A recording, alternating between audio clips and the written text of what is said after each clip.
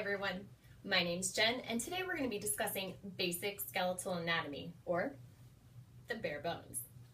So we're going to just go on through here, and we're going to start top to bottom and go straight through all the basic bones of the skeleton that you may need to know. So starting at the skull, or the cranium is made up of several bones, flat bones, that are fused together. Starting at the front here, on the forehead is our frontal bone. Frontal, easy enough. We have a pair of bones making up either side of the skull called the parietal bones. You can think of parietal pair. Moving to the back of the skull, right here at the base is going to be the occipital bone. Over in this area, kind of by your temple, it's going to be the temporal bone. Now, there are a couple major bones in the face that we're going to go over real fast. First things first, we have the nasal bones making up the bridge of your nose, the zygomatic bone making up those pretty cheekbones, the maxilla, or the upper jaw, and then the lower jaw, or the mandible.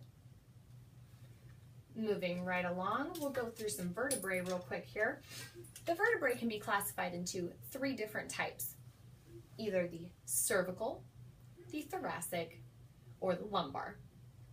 These three sections of vertebrae are then connected to the sacrum and the coccyx, which are these fused bones right in here making up your tailbone.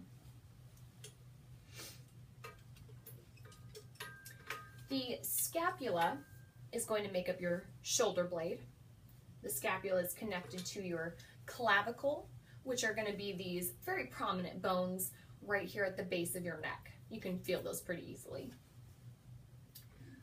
The rib cage is going to be connected both right and left side by this big flat bone here in the center, also called the sternum or the breastplate.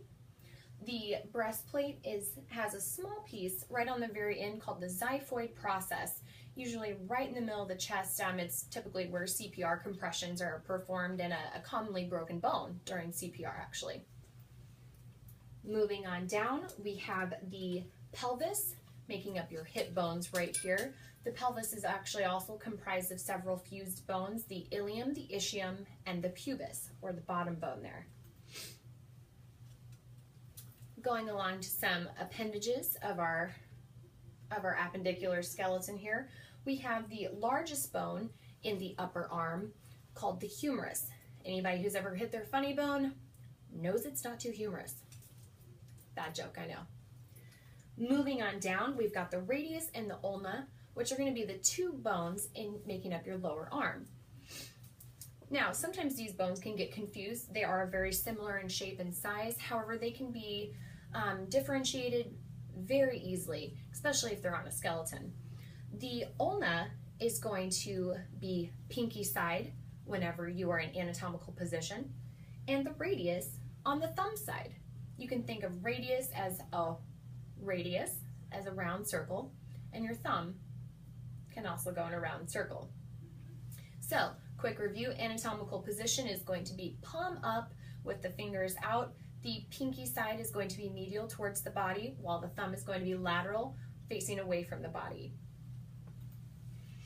Moving down the leg here, we have our heaviest bone in the body, making up our upper leg or thigh, the femur. The femur is going to connect to the lower bones of the legs with a flat irregular bone called the patella, or the kneecap. Looking at the lower leg here, you can see the two bones distinctly. The tibia is quite a bit larger, while the fibula is very small, almost more delicate. You can remember tibia as being the bigger bone because tibia and tuft. T and T, tibia and tuft. Moving on down to the foot here, the ankle or the top of our foot here are comprised up of several smaller bones, which are called tarsals. The large bone at the back of the foot here, as you can see, is our heel. also called the calcaneus. Moving down in the foot, the longer bones making up the bridge of your foot are going to be the metatarsals, and the toes are the phalanges. The foot can be easily compared to the hand, where you have tarsals in the foot, you have carpals in the hand. You can always think, you can just differentiate between the two by thinking of carpal tunnel that people get in their hands and their wrists from typing carpal tunnel, carpal bones. So the bones of the wrist are going to be comprised of the carpal bones. Of the hand or the fist, we have the metacarpals, and just like in the feet, the fingers are our phalanges, or digits as they're sometimes called. So we're going to play a quick question and answer game to go over a little bit of review here.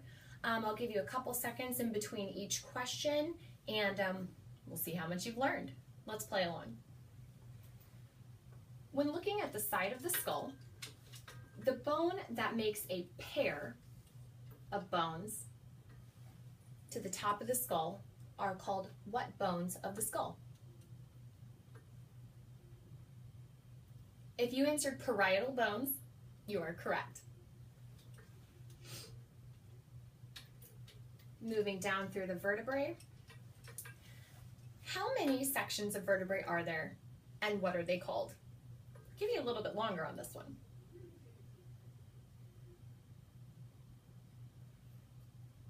If you answered 3 sections and cervical, thoracic, and lumbar, you are once again correct.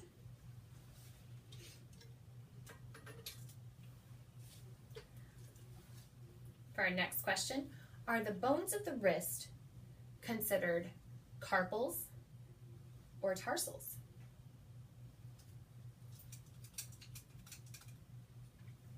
If you answered carpals, you are correct. Now, if you paid close attention, you'll get the answer to this next one. What is the heaviest bone in the body? I'll give you a clue. It's a big one. If you answered the femur, or the upper leg, you are correct. And for the last question, when looking at the bones of the lower leg, which bone is the fibula? If you answered the smaller of the two, you are correct.